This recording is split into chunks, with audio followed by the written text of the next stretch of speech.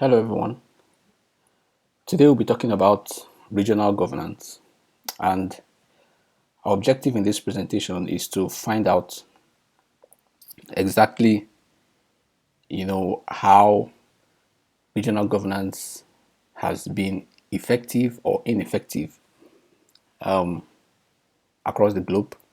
You know what exactly constitutes regional governance and what are the various efforts, what is the nature essentially of regional governance in the international system or in international relations.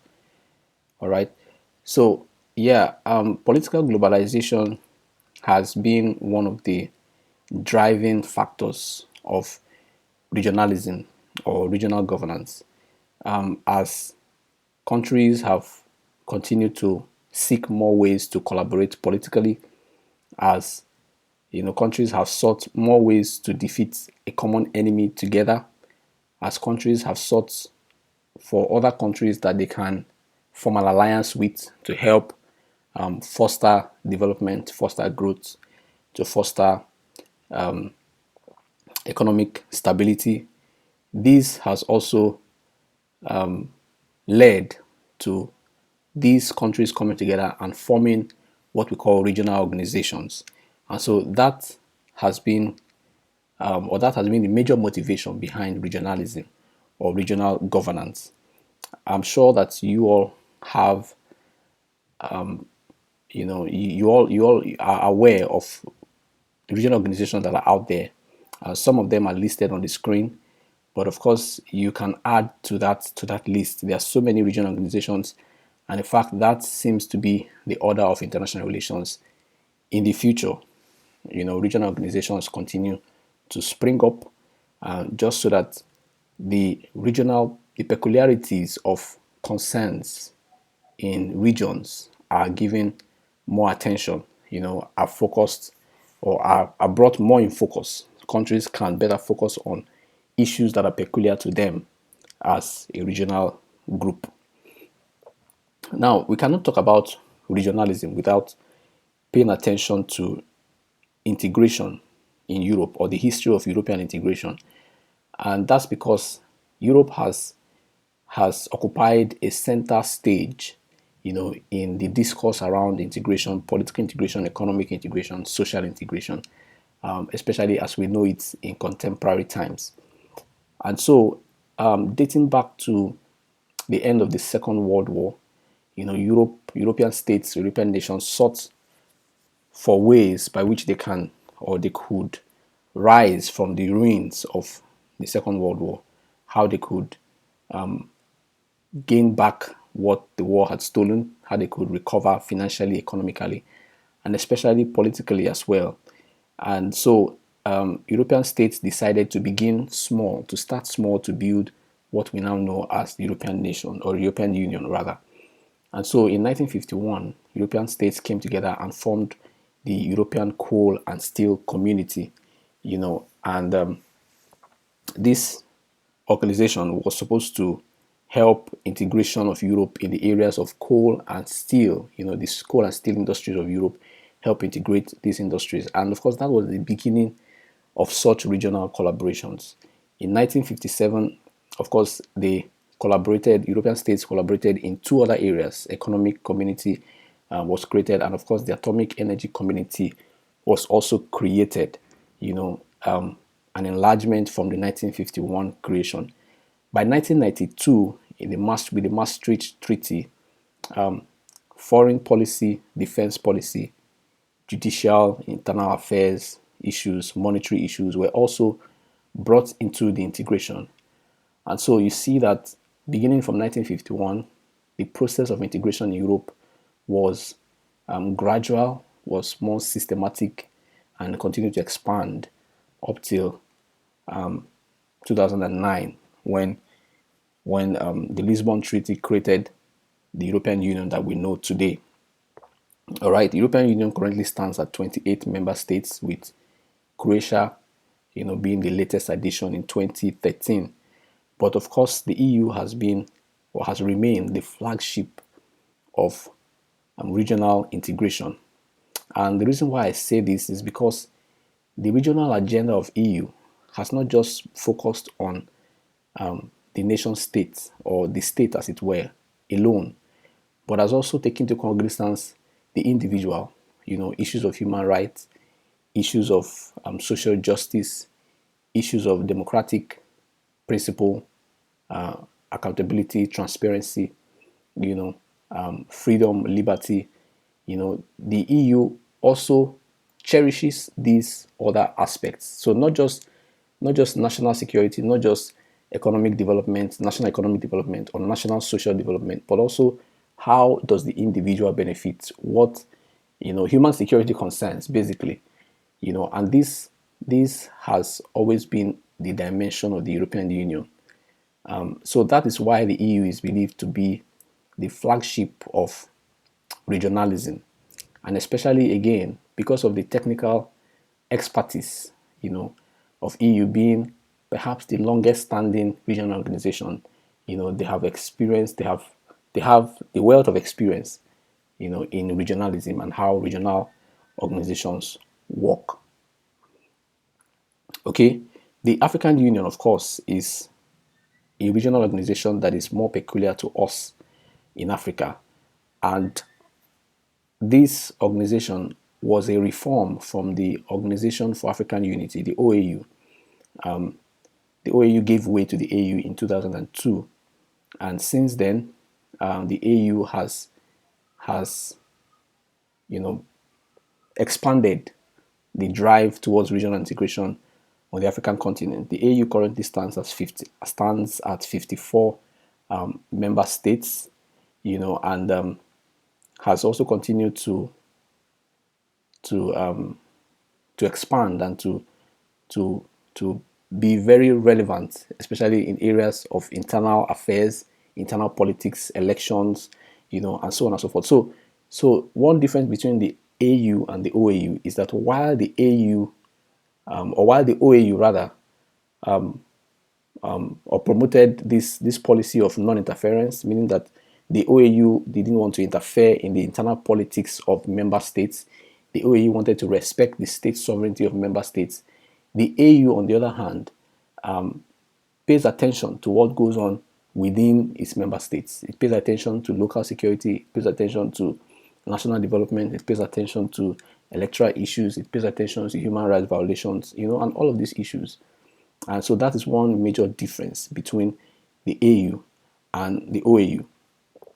Now, this diagram, this table, illustrates the mechanisms, the instruments used by the European Union to spread, or what we call diffuse, their regional ideas, their ideology of regionalism, which, of course, I said doesn't only border on state security or national economic security, economic development, on the state level, but also takes into cognizance human security aspects as well.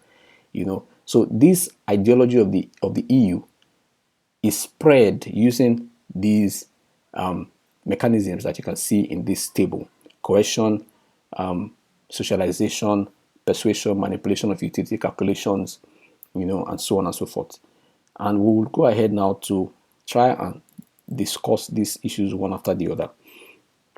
Coercion, of course, has to do with physical force, and the EU has not used particularly coercion outside of the EU. Coercion is more or less an internal mechanism that is used by EU on European Union member states, to to help to persuade them or to coerce them to implement or abide by the treaty that they have signed up to. And of course, it is always a last resort.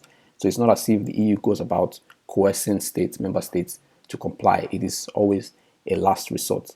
And of course, the coercion mechanism is also going out of style, because nowadays nation states can always decide to abide by or refuse to abide by whatever regional mechanisms they sign up to.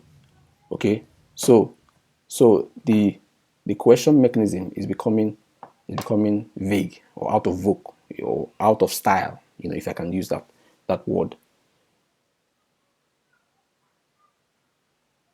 manipulation of utility calculations is another method, it's another instrument. And of course here it deals with conditionalities. What conditions exist, what conditions do the EU put in place to lure other states to abide by their ideologies. All right. So if a country or if a state seeks any kind of assistance from the EU, the state has to first of all implement certain conditions before the EU can fulfill the help or can render the help assistance that is sought. Socialization, of course, involves interaction, continuous interaction, of the EU with other states, other organizations. And in the process of that interaction, these ideologies, these ideas of the EU rubs off on these other organizations or states, as it were. And thus, of course, it is called the logic of appropriateness, because these other states basically, in their interaction with the EU, see the EU's ideals as more appropriate, and so they just comply. Persuasion, of course, includes some kind of arguing, some kind of persuasion to get these other states or organizations to align with the EU, and so there seems to be some kind of persuasion, some kind of arguing out why, proving beyond reasonable doubt why the EU ideals or ideologies are the best way out or are a better option. Emulation, of course, is an indirect influence. When other states have done all that they can and they see that they are not achieving a different result, then perhaps the EU's alternative becomes, a desired alternative.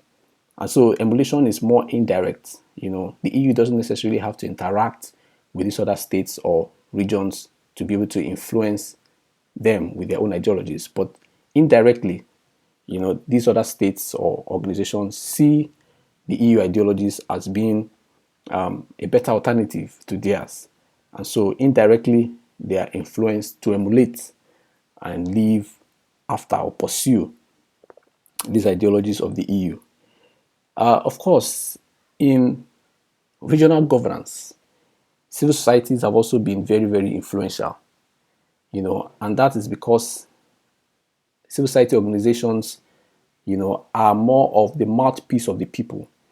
And so NGOs, international NGOs, of course, social movements, transnational advocacy networks, all of these have continued to contribute immensely towards the promotion of of regional governance, and of course they do this by campaigns, by rallies, by protests, by trying to persuade, states to comply with actions, activities to enforce, implement policies that will be in favor of regional governance, that will help promote and boost regional governance.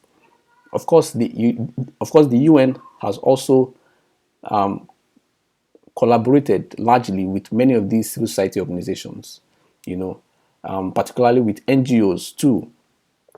The UN constantly collaborates with NGOs to help implement policies, implement programs and activities in various parts of the world. Of course, one major limitation of the UN is the growing concern, the growing need of UN intervention in many areas which the UN cannot address. And so the UN uses NGOs as one of the ways by which they can meet these needs, by which they can meet these demands for the UN in various parts of the world. And so you find out that NGOs continue to support the UN's aims and objectives. They continue to be a body representing UN interests, and of course, and the NGOs too should not be profit-making bodies, and so they help just to expand the objectives of the UN. They respect the principles that the UN respects, non-interference. They don't interfere in the governance of the state, but as much as possible, they want to make an influence. They want to make an impact, an impression on on governance so as to foster global governance. All right. Now, of course, globalization has also been a very tremendous help. Technological advancement, communication growth, industrialization, transportation growth, all of these has helped, or have helped rather, to advance regional governance to a very large extent. The control of the state continues to diminish, while the voice of the people, is more heard. The concerns of the people is voiced out, or are voiced out, and of course, action is rallied around these concerns to ensure that regional or that people within the regional framework, the regional space are are prospering, are prospering. Now, NGOs are a very key part of regional governance, and that's why we keep hammering on NGOs. NGOs are a key part of both global governance and regional governance. And NGOs have certain powers that perhaps are unique to these NGOs. And some of those powers include information, the ways by which NGOs seek information, use those information, provide them with some kind of leverage against or leverage over governments, over certain organizations or other individuals. And there's also what is called the symbolic politics, by certain campaigns, either on social media, online, in the media, or outside the media. There are certain symbols that are used to represent the struggles, the campaigns of NGOs. And that is also very helpful to foster the voices of the masses, particularly in advancing regional governance as well. There's the leverage politics, where NGOs persuade governments to act in certain ways that encourage the ideas of these NGOs, using either money or trying to persuade them using carrots as a foreign policy instrument. There's also accountability politics. NGOs hold governments accountable. Civil society organizations hold government accountable to their words, to their promise, and of course to global standards, as it were. And of course, global campaign is also another power that NGOs use to leverage on governments. Now, criminal terrorist networks are, of course, a key part of IR actors, like we said. And because of globalization too, the activities of these criminal networks have increased, their profit margin have expanded, victims have increased, and it seems as if we are paying more attention now to the war against terrorism than we pay to other equally important criminal activities, money laundering, human trafficking, But of course, regional organizations help to channel down the concerns to these other issues, which of course are concerns that certain regions of the world are significantly impacted by. All right. Here are a few practice questions which I think would help you in understanding what we have said so far about regional governance and the role of NGOs, civil societies, in helping to further the governance development of regional organizations. Thank you very much for your time and for listening. If you have questions, please get to me via my contact. Thank you.